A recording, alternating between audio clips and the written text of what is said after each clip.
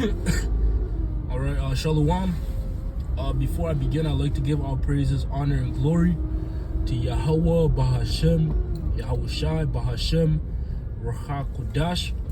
I'd like to say double honors to my teachers, the apostles, and the elders of Great Millstone, the men who I learned this truth from, and also Shalom, and salutations to the brothers out there of the hopeful elect that are preaching this word in truth and sincerity.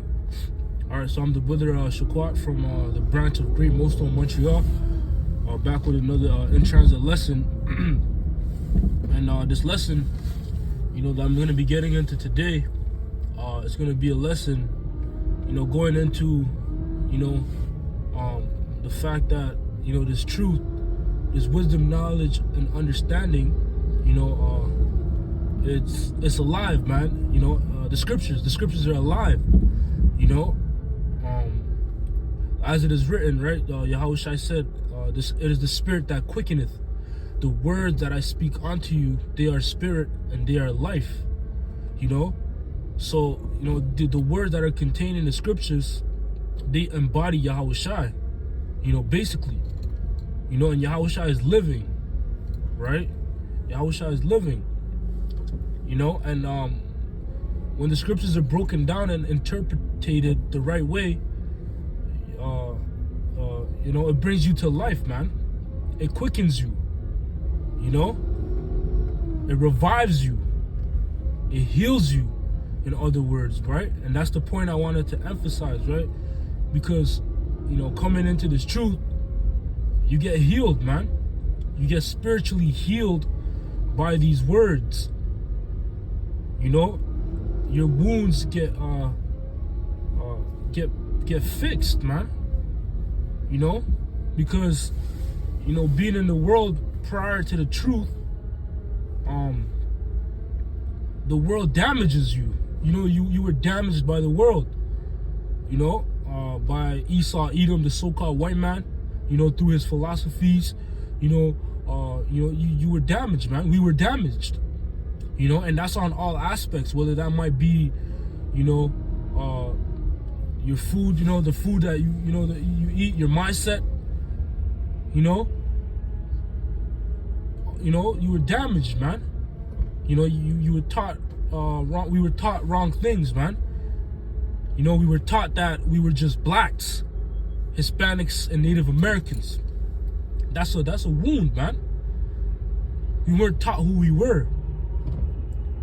We were taught a false identity. We were taught, to think low of ourselves, man.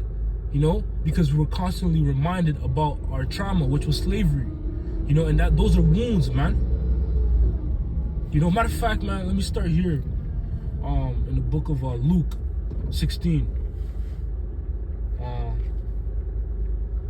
This is Luke 16. Let's see. That's right. Luke 16 and verse 19. It says, there was a certain rich man, which was clothed in purple and fine linen, and fared sumptuously every day. Right? So this rich man is symbolic to the so-called white man today, which, his true nationality is that he is an Edomite. They're Edomites, the so-called white people today, but specifically targeting the elites. They descend from a man named Esau, hence making them the Edomites, right? So that's who the rich man is referring to. These elites, these bankers that are living deliciously in this world because the world is in their possession, right? They're faring sumptuously every day. Matter of fact, let me see if I can look up that word sumptuously. Okay, so I have no internet, Continuing on, verse 20, it says, and there was a certain beggar named Lazarus, which was laid at his gate, full of sores. Right, so Lazarus will be symbolic, and this parable is symbolic. It's not literal. It's not literal. This is symbolic to the condition and state of two different nations. The one nation being the nation of Edom, and the other nation being the nation of Israel, the so-called Black, Hispanics, and Native Americans, right? So Lazarus would symbolize us, the so-called Black, Hispanics, and Native Americans, the nation of Israel, right? So we're in a state of begging, meaning we don't have that much of resources. We have to go to our enemy for the want of all things, right? We're dependent on our enemy. That's what that means, and that's a part of the curses in Deuteronomy 28, right? It says, verse 20, and there was a certain beggar named Lazarus, which was laid at his gate, full of sores, right? We were sore, we were beaten, and sores are like cuts and bruises, bumps and bruises, man. And that's the condition we're in as a people. Verse 21, it says, and desiring to be fed with the crumbs which fell from the rich man's table. Moreover, the dogs came and licked his sores, right? And the dogs, it's speaking about these other nations, man. It's a reference to these other nations, right? The Ishmaelites, the Hamites, the Cushites, the Ammonites, Moabites, all these other nations, man. They're the dogs, right?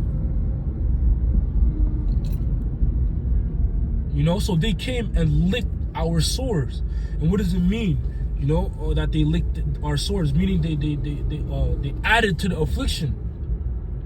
They made it worse, because when a dog licks your sores or a open wound, that's gonna enhance the, that's gonna bring forth more diseases, man, because a dog's mouth is dirty.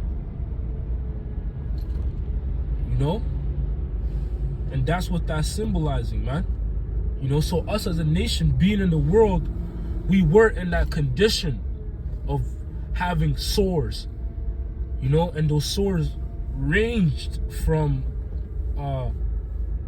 us not being comforted by us knowing who we are, and these other nations adding to our affliction, by constantly reminding us, oh, you're black,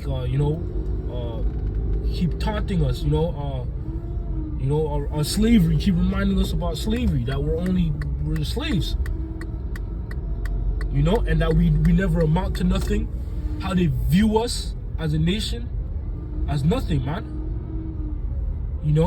So that's a wound in this being in the world, man. And we didn't know that we were wounded being in the world. We didn't know, because we thought that was the norm. We didn't know any other way, man. But this truth, right? This truth is what healed those wounds. This truth, which is Yahweh Shai ultimately, right? He healed us. He healed us, man.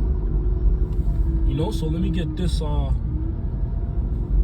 in the book of Psalms.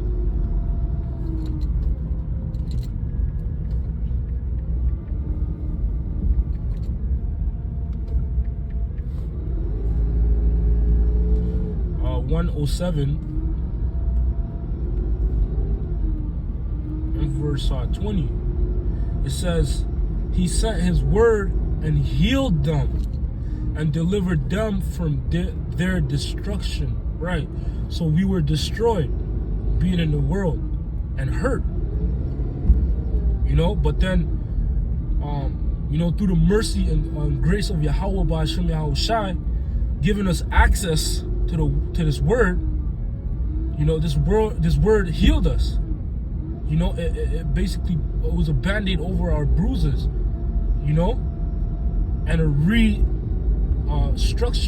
restructuring to our destruction, man. You see?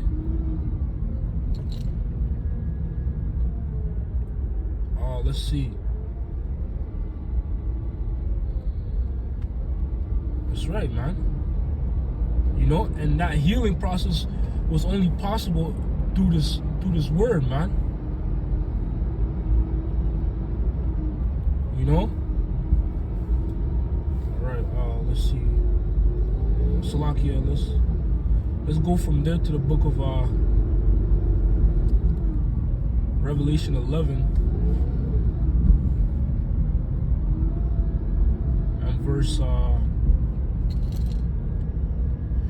gonna start at verse 8. It says, and their Revelation 11 and verse 8, it says, and their dead bodies shall lie in the street of the great city, which spiritually is called Sodom and Egypt, where also our Lord was crucified, right? So these dead bodies are speaking about a particular state of mind, right, of a particular nation, which that's the nation of Israel, right? They're dead, mentally, spiritually, basically, you know, and they will be predominantly in a place that's symbolically called Sodom and Egypt, which is America, right? And why is America known as Sodom? Because of the homosexuality it pushes, right? And Egypt because it symbolizes the bondage, right? America is a place of bondage, a place where we're serving our as captives, man. You know, verse 9 it says, and they of the people and kindreds and tongues and nations shall see their dead bodies 3 days and a half, and shall not suffer their dead bodies to be put in graves, right? So these other nations, they saw the condition that we were in, but they didn't do anything about it. They didn't do anything to lend a helping hand. They actually rejoice, you know, at our destruction and downfall, man. You know, and they didn't comfort us. That's what it means by they didn't suffer to put our dead bodies in graves. They didn't comfort us, you know, because when a person dies, literally, you comfort them by putting them, you know, in a coffin, and, you know, or sepulcher or whatever, and laying their body to rest, right? Rest. That's what they say, right? But the nations didn't do that.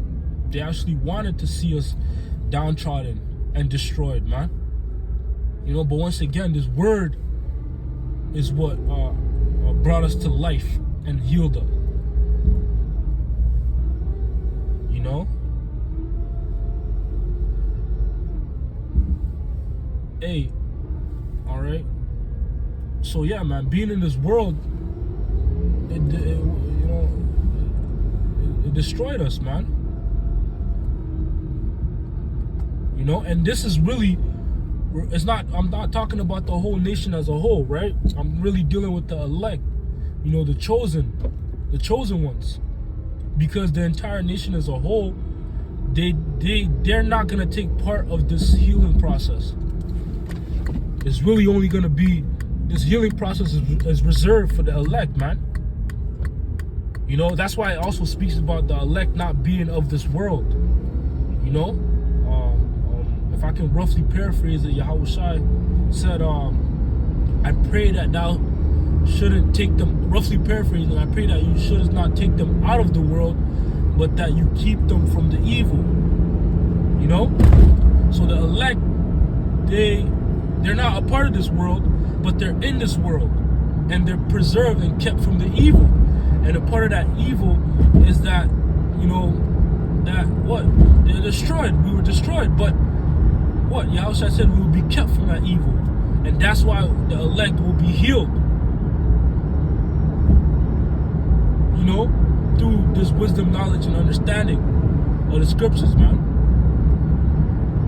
You know, and the reason why I say that I emphasize the elect too, because you have the wicked 2/3 that actually might have also added on to your hurt being in the world. You know, whether that might be parents or whatever. You know, because you know the household of the Negro, you know, the black man, you know, the black household, which we know them to be as the kingdom of Judah, right? You know, for the most part, it's common that the father is not there and they're raised in a single parent household. You know, by their mother. And a lot of Jakes, a lot of Judites, or whatever, the southern kingdom, Judah, Benjamin, and Levi, a lot of them, their mothers actually, the mother, what she does, she basically brings down her children too, man. She bashes their children. She brings them down. She adds on to the affliction. She tells the child, you ain't shit. They actually want to see the child destroyed, man. So you have those type of cases as well. But if you're part of the elect, like I mentioned, you're gonna be healed. From those wounds. And once again, it's a process. Healing is not something that happens right away. It's a process. It starts somewhere and it ends somewhere. Hey man, so with that, I hope this lesson was edifying to the elect. I hope what I wanted to express in the spirit, came out edifyingly, and exhorting to the elect, man. So with that, I want to give all praises, honor, and glory to Yahweh, Bahashem, Yahweh Shai, Bahashem, Ruach Kodash. I like to say double honors to my teachers, the apostles, and the elders of Great Millstone that rule and teach well. And once again, shalom to the elect. Until next time, shalom.